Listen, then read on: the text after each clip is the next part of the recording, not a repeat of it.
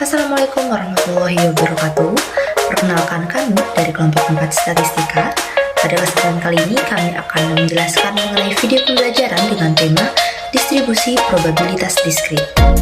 Pertama-tama, perkenalkan anggota kelompok kami yang dimulai dari saya sendiri, Azhar Sinamisha, kemudian ada Nur Afrida, Eka Zulia Rahma, dan Devi Lingga Pramesti. Untuk pembahasan pertama akan dijelaskan oleh rekan saya.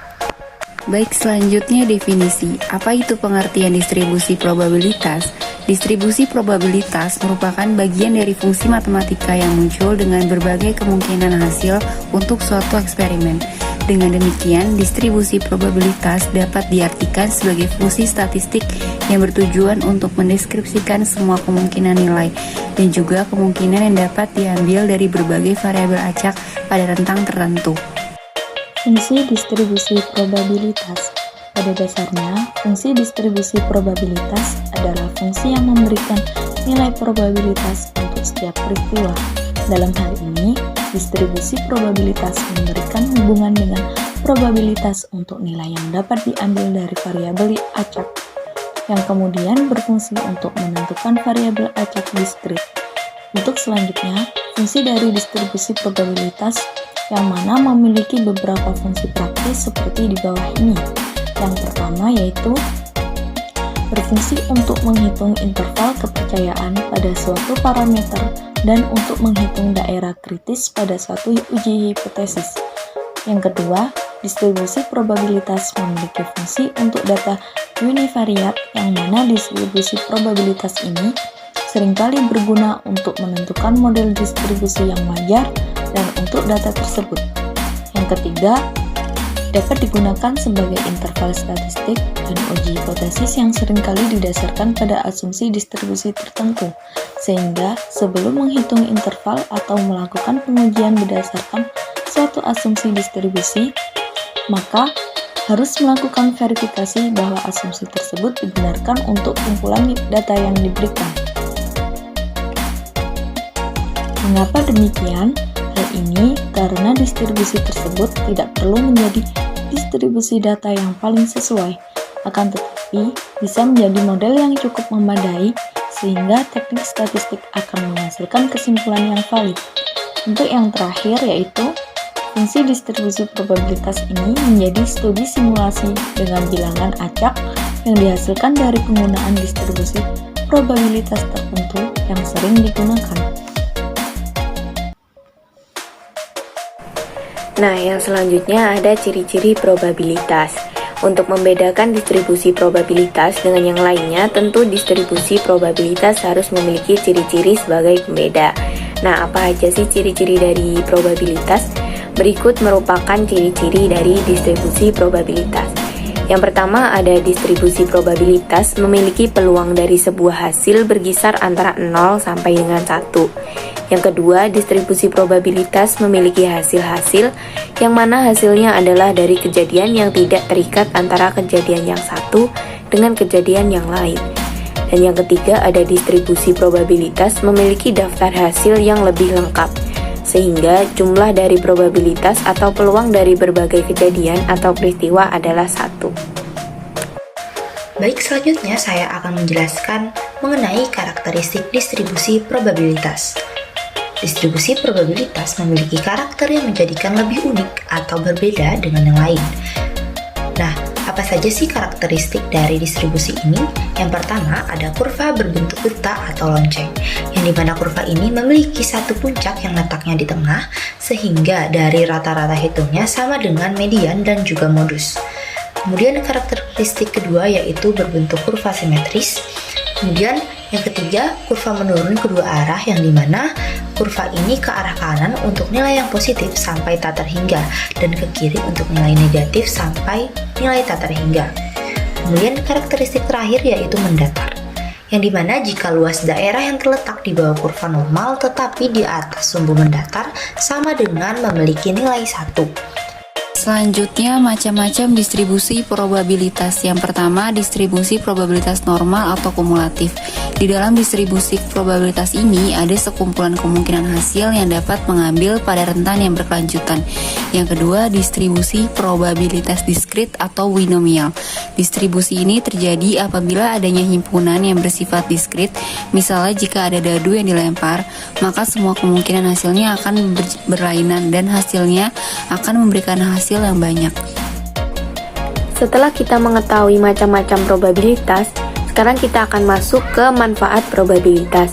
Nah, manfaat-manfaat probabilitas adalah sebagai berikut. Yang pertama, dapat membantu penggunanya dalam pengambilan keputusan yang lebih tepat. Yang kedua, ada dengan teori probabilitas, kita dapat menarik kesimpulan secara tepat atas hipotesis yang terkait tentang karakteristik populasi.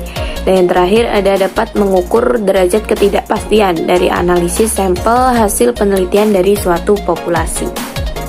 Untuk yang selanjutnya, kita akan memasuki ke contoh-contoh soal. Soal yang pertama ada dari sebuah toko diambil secara acak 3 lampu. Jika X menyatakan lampu yang bagus, maka tentukanlah berapa banyak ruang sampel, variabel acak X, dan buatlah tabel fungsi probabilitasnya. Penyelesaian dari soal 1 sebagai berikut. Yang pertama, mencari ruang sampelnya. Sampel dari ketiga lampu kemungkinan bisa terjadi bagus semua, bagus-bagus rusak, bagus rusak bagus, rusak bagus bagus, bagus rusak rusak, rusak bagus rusak, rusak rusak bagus, dan rusak semua. Di sini terdapat 8 ruang sampel, maka bisa disebutkan banyaknya ruang sampel adalah NS sama dengan 8. Kemudian langkah yang kedua, variabel acak. X-nya menyatakan lampu yang bagus, berarti kemungkinan lampu yang bagus itu terjadi pada ketiga-tiganya, terjadi keduanya 1 dan 0 yang tergolong bagus. Maka bisa ditulis X sama dengan 0,1,2,3. Dan yang terakhir, membuat tabel fungsi probabilitasnya. Kolom pertama atas bisa ditulis X dan bawahnya Fx. Biasanya dikatakan Px sama dengan X. Selanjutnya, kolom kedua terdapat 0,1,2,3. Kemudian yang terakhir kolom jumlah. Untuk Fx 0 terjadi hanya satu kali, yaitu rusak semua. Sedangkan banyaknya ruang sampel ada 8, maka bisa ditulis menjadi 1/8. Untuk lampu yang terjadi bagusnya 1 ada 3, yaitu bagus rusak-rusak, rusak bagus rusak, dan rusak rusak bagus. Maka bisa ditulis 3/8. Kemudian yang terjadi bagusnya 2 ada 3, yaitu bagus bagus rusak, bagus rusak bagus, dan rusak bagus bagus. Maka ditulis 3/8. Dan yang terakhir, kalau yang terjadi bagus semua hanya ada satu kali, yaitu bagus bagus bagus. Maka bisa ditulis 1/8. Dan jika dijumlah hasilnya 1 yang berasal dari 1/8 ditambah 3/8 ditambah 3/8 ditambah 1/8 sama dengan 8/8 sama dengan 1. Selanjutnya, contoh soal 2. Di dalam sebuah kotak terdapat 3 kelereng warna merah dan 5 kelereng warna putih. Diambil secara acak 4 kelereng. Jika X menyatakan banyaknya kelereng merah yang terambil, maka tentukanlah A. berapa banyaknya ruang sampel, B. variabel acak X, dan C. tabel fungsi probabilitasnya. Selanjutnya, jawaban soal 2. Yang A, berapa banyaknya ruang sampel? Didapatkan NS sama dengan 8C4 sama dengan 8 faktorial dibagi 4 faktorial dikali 4 faktorial, didapatkan hasil sebesar 70. Selanjutnya yang B, variabel acak X, yaitu X sama dengan 0, 1, 2, dan 3. Kemudian yang C, tabel fungsi probabilitasnya. Itu didapatkan dengan banyaknya cara terambil kelereng merah sama dengan 3CX, kemudian banyaknya cara terambil kelereng putih sama dengan 5C4 kurang X. Kemudian F0 sama dengan PX0 sama dengan 3C0 dikali 5C4 dibagi 8C4 sama dengan didapatkan hasil 5/70. Kemudian F1 sama dengan PX1 sama dengan 3C1 dikali 5C3 dibagi 8C4 didapatkan hasil 30/70. Selanjutnya F2 sama dengan PX2 sama dengan 3C2 dikali 5C2 dibagi 8C4 didapatkan hasil 30/70. Selanjutnya F3 sama dengan PX3 sama dengan 3C3 dikali 5C1 dibagi 8C4 didapatkan hasil sebesar 5/70. Untuk selanjutnya didapatkan tabel fungsi probabilitasnya, bisa dilihat pada slide. Baik, kita mulai masuk kepada contoh soal nomor 3 yang dimana bunyi soalnya yaitu 2 keping uang logam dilempar undi mempunyai 2 sisi yaitu G dan A. Probabilitas muncul A yang mungkin terjadi adalah. Baik, kita masuk kepada penyelesaian contoh soal ketiga yang dimana pertanyaannya probabilitas muncul A yang mungkin yang terjadi adalah. Seperti yang diketahui bahwa 2 keping logam tersebut dilempar secara undi dan memiliki 2 sisi yaitu G dan A. Sehingga di penyelesaian tersebut kita bisa menentukan variabel acak muncul A yang dimana dilambangkan dengan X. Kemudian kita akan menggambarkan sebuah grafik G dan A dimana menghasilkan GA, AGA, dan menghasilkan peluang munculnya A dinyatakan dengan GG, GA, AG, dan AA.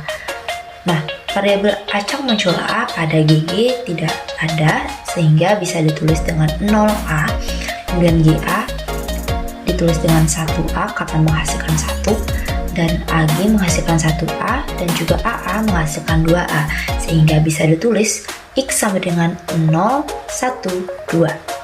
Nah, dari grafik tersebut kita bisa nyatakan dengan 3 cara probabilitas. Yang pertama menggunakan tabel distribusi probabilitas. Pada tabel ini menyatakan peristiwa yang mungkin terjadi dan banyaknya A yang muncul. Nah, peristiwa yang mungkin terjadi ada GG, GA, AG, dan AA, dan banyaknya A yang muncul yaitu 0, 1, 1, 2. Kemudian cara kedua menggunakan tabel fungsi probabilitas yang dimana X melambangkan variabel acak A yang menghasilkan 0, 1, 2, dan Px min X yang dimana 0 menghasilkan 1/4 dari peluang yang telah terdapat di grafik tersebut. Kemudian menghasilkan 1 dan Px nya 2/4 dan X2 menghasilkan Px min X 1/4. Kemudian dinyatakan dengan cara ketiga yaitu melalui grafik fungsi probabilitas yang dimana sumber X merupakan banyak A yang muncul yaitu 0, 1, 2 dan probabilitasnya 1/4 dan 2/4. Baik, pembahasan selanjutnya akan dijelaskan oleh teman saya. Selanjutnya kita masuk ke contoh soal 4. Di dalam 2 kotak masing-masing berisi nomor 1, 2, 3 dari kotak 1 dan 2 diambil masing-masing sebuah kartu secara acak. Probabilitas munculnya jumlah kedua angka yang mungkin terjadi adalah. Nah, selanjutnya yaitu pembahasan soal nomor 4 ini. Untuk memudahkan mengerjakan soal ini, saya membuat tabel bantuan. Nah, tabel bantuan ini berisi tentang baris dan juga kolom dari kartu 1 dan kartu 2. Kolom ini merupakan cerminan dari kemungkinan kartu kedua dan baris merupakan cerminan dari kartu pertama. Di sini isinya kemungkinan yang dapat diambil yaitu 1,1, 2,1, 3,1, dan seterusnya. Setelah membuat tabel bantuan, selanjutnya saya membuat tabel distribusi probabilitasnya. Nah, untuk tabel distribusi probabilitas ini hanya terdiri dari kedua kolom.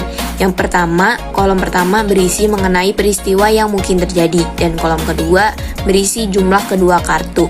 Nah, di sini peristiwa yang mungkin terjadi pada kemungkinan diambilnya 1,1 itu adalah jumlahnya 2, dan untuk kemungkinan diambil 1,2 dan 2,1 jumlah kedua kartunya ada 3, dan seterusnya.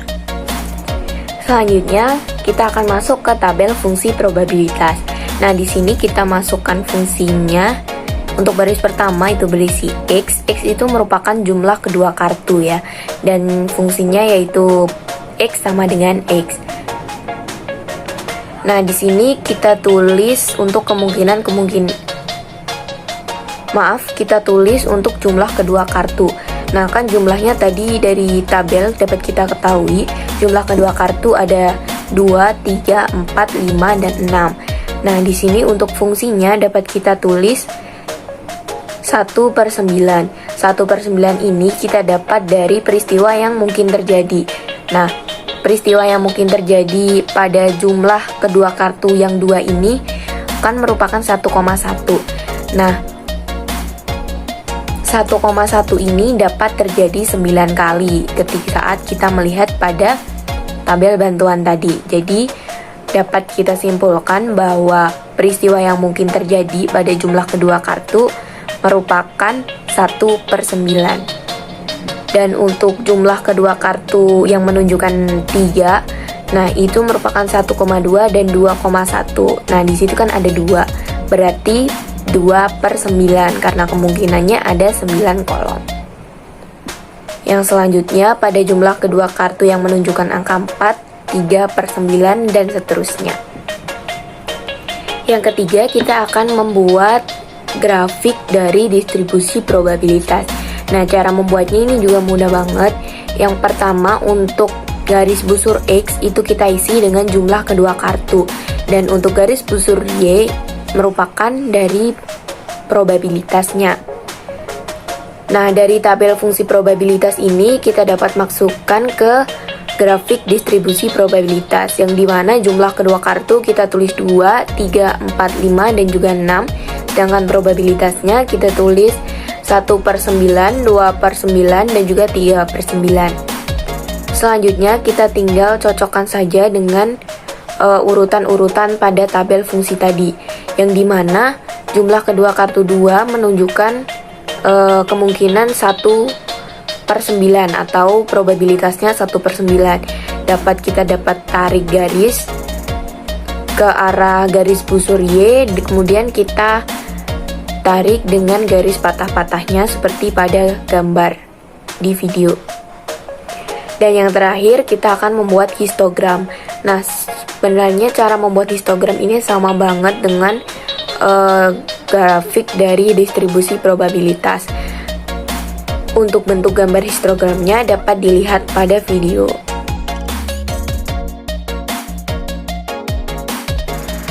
Baik, sekian video pembelajaran yang dapat kami tampilkan mengenai diskusi kami dengan tema distribusi probabilitas. Semoga dengan adanya video ini dapat menjadi pembelajaran, dan mohon maaf apabila masih terdapat kekurangan. Wassalamualaikum warahmatullahi wabarakatuh.